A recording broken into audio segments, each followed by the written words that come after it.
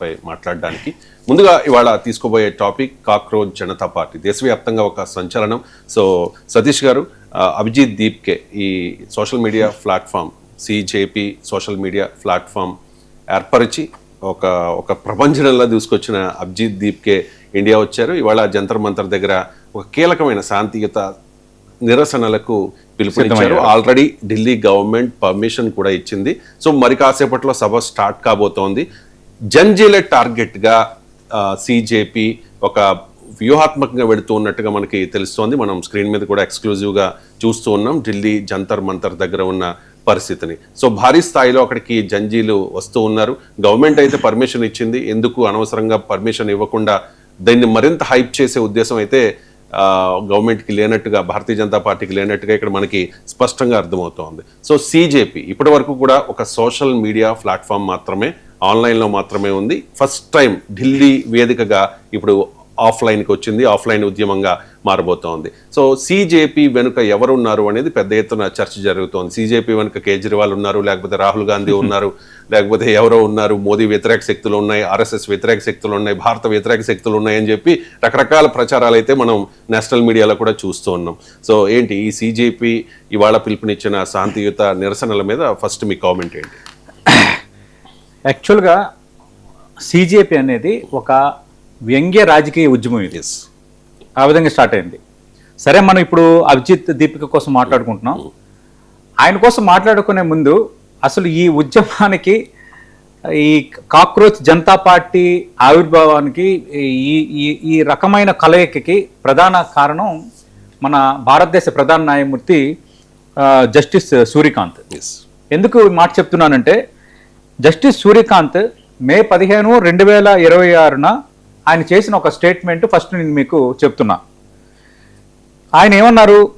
నిరుద్యోగ యువత మరియు ఆందోళనకారులను ఉద్దేశించి బొద్దింకలు సమాజ పరాన్న జీవులు అంటూ ఒక వ్యాఖ్య చేశారు ఒక సందర్భంలో భాగంగా. దాంతో ఇట్ బికేమ్ ఇష్యూ. అంటే నిరుద్యోగ యువతని ఆందోళనకారులను ఉద్దేశించి ఆయన ఎక్కడైతే కాక్రోచ్ బొద్దింక అని అన్నారో, వీళ్ళని కొత్త పదాన్ని జస్టిస్ సూర్యకాంత్ మాట్లాడారు. సమాజ పరాన్న జీవులు అనే పదం వాడారు. దాంతో ఒక్కసారిగా సోషల్ మీడియాలో స్టార్ట్ అయింది. నేను అందుకే ప్రారంభంలో ఏమన్నాను, వ్యంగ్య రాజకీయ ఉద్యమం అన్న ఒక పదం వాడాను. ఒక జోక్లా స్టార్ట్ అయింది. అది ఒక రకంగా వ్యంగ్య ఉద్యమంగా స్టార్ట్ అయిపోయింది. ఫస్ట్ ఇన్స్టాగ్రామ్ లో అనూహ్య స్పందన పొందింది, మిలియన్ కొద్ది ఫాలోవర్లు వచ్చేసారు. భారతీయ జనతా పార్టీ అనేది సంస్థాగతంగా చాలా బలమైనది, సభ్యత నమోదు పరంగా బలమైనది, ఫాలోవర్స్ పరంగా బలమైంది. అలాంటి భారతీయ జనతా పార్టీకి ఉన్న ఫాలోవర్స్ని కూడా దాటి ఈ కాక్రోచ్ జనతా పార్టీ అనే ఈ మోడల్ అనేది బలంగా పోయింది. అయితే సోషల్ మీడియా పిచ్చి, యూత్ ఎప్పుడు సోషల్ మీడియాలోనే ఉంటారు. ఒకటి జరిగితే అది ఫాలో అవుతారు.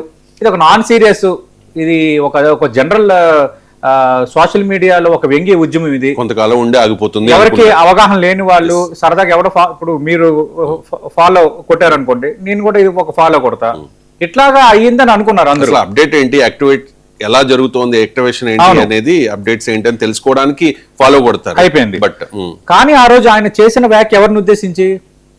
నిరుద్యోగుల్ని అలాగే ఆందోళనకారుని ఉద్దేశించి చేసిన వ్యాఖ్య. కానీ కొందరిలో సీరియస్ గా ఇది స్టార్ట్ అయింది. ఆ స్టార్ట్ అయిన క్రమం ఏమైంది?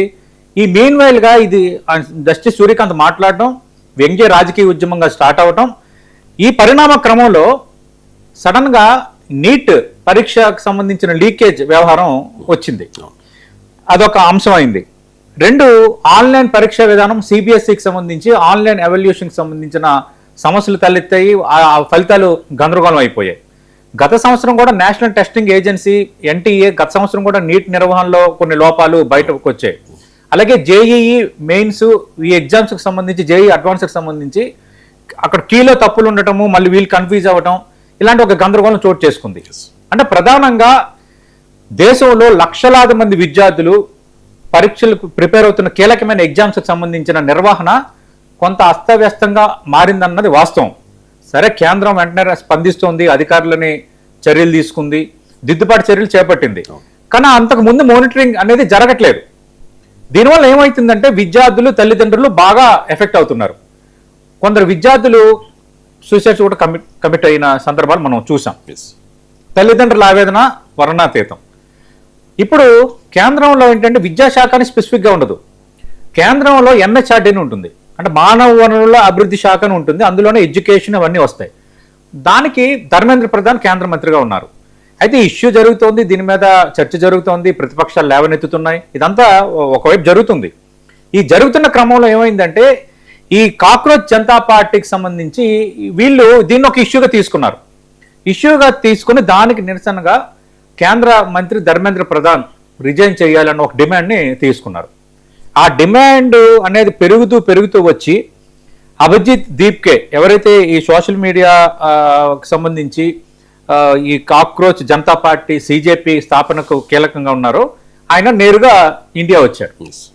ఒక పిలుపునిచ్చారు జంతర్ మంతర్ దగ్గర. అయితే ఇక్కడ 2 రకాల ఇష్యూస్ ఉన్నాయి. ఆమ్ ఆద్మీ పార్టీ మాజీ సోషల్ మీడియా వ్యూహకర్త ఎవరు? ఈ అభిజిత్ దీప్కే. ఈ అభిజిత్ దీప్కే అనే వ్యక్తి గతంలో ఆమ్ ఆద్మీ పార్టీకి సోషల్ మీడియా వ్యూహకర్తగా పనిచేశారు. మనకు తెలుసు కదా, ఇప్పుడు సునీల్ కనుగోలు, ప్రశాంత్ కిషోర్ వీళ్ళందరూ కూడా వ్యూహకర్తలు. అలాగే ఇప్పుడు ఏంటంటే సోషల్ మీడియా ద్వారానే బలమైన ప్రచారం జరుగుతుంది కాబట్టి, సోషల్ మీడియా ఇంపాక్ట్ ఉంటుంది కాబట్టి ప్రజలపైన, ఓటర్లపైన సోషల్ మీడియా మీద విపరీతంగా రాజకీయ పార్టీలు ఫోకస్ పెట్టాయి. దానికంటూ స్పెషల్ టీమ్స్, దానికంటూ స్ట్రాటజిస్టులు వాడుకుంటున్నారు. ఈ అభిజిత్ దీప్కే కూడా ఆమ్ ఆద్మీ పార్టీ మాజీ సోషల్ మీడియా వ్యూహకర్త అవ్వటం వల్ల దీని వెనక రాజకీయ కారణాలు ఏమైనా ఉన్నాయన్న అనుమానం ఖచ్చితంగా వస్తుంది కదా. అంటే అభిజిత్ దీప్కే ఆమ్ ఆద్మీ పార్టీకి బలంగా పనిచేశారు, వాళ్ళకి ఉపయోగపడ్డారు అన్న అంశాన్ని భారతీయ జనతా పార్టీ ఇప్పుడు తెర ముందుకు తెస్తుంది. వాళ్ళు ఏమంటున్నారు? అభిజిత్ దీప్కేకి ఆమ్ ఆద్మీ పార్టీకి సంబంధాలు ఉన్నాయి, దీని వెనక కేజ్రీవాల్ ఉన్నారు, కేజ్రీవాల్ ఈ ఉద్యమాన్ని ప్రొవోక్ చేస్తున్నారు అన్నది వాళ్ళు చేస్తున్న ఆరోపణ. ఇది రాజకీయంగా ఇది ఒక పార్శ్వం. సరే, ఈరోజు ఢిల్లీ పోలీసులు శాంతియుత నిరసనలకు అనుమతి ఇచ్చారు. సభ ప్రారంభానికి దాదాపు అంతా సిద్ధమైపోయింది. ఆ నిరసనలు తెలిపే క్రమంలో వీళ్ళు నెక్స్ట్ ఎలా వ్యవహరిస్తారన్నది ఇప్పుడు ఇంట్రెస్టింగ్. అభిజిత్ దీప్కే ఒక పిలుపునిచ్చారు, చేతిలో భారత్ జెండా పట్టుకొని రావాలి అంటూ ఒక పిలుపునిచ్చారు. వచ్చేవాళ్ళు ఏ విధంగా హాజరవ్వాలంటూ కొన్ని ఆయన సూచనలు చేశారు. అంటే మనం శాంతియుతంగా చేస్తున్నాము అన్న ఒక బలమైన సిగ్నల్ పంపించడానికి అభిజిత్ దీప్కే ఈ కాక్రోచ్ జనతా పార్టీ అనేది ఒక కలర్ ఇస్తుంది.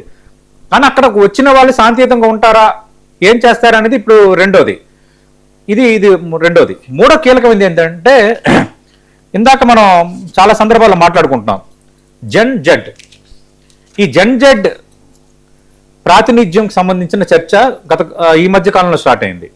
ఈ జెడ్ అంటే ఎవరు? యూత్, పూర్తిగా యూత్, నిరుద్యోగంతో ఉన్న యూత్, వాళ్ళ ఆశలు ఆకాంక్షలను ప్రభుత్వాలు నెరవేర్చట్లేదంటూ ఆవేదనతో ఉన్న యూత్, దేశంలో జరుగుతున్న పరిణామాలు వాటిపైన అసహనంగా ఉన్న యూత్, ఈ మోడల్ అంతా ఈ జెడ్ బ్యాచ్ అని కొత్త నిర్వచనం ఈ మధ్యకాలంలో చూస్తున్నాం. దానికి ఫ్రెష్ యూత్ ని అందరినీ యాడ్ చేస్తున్నారు.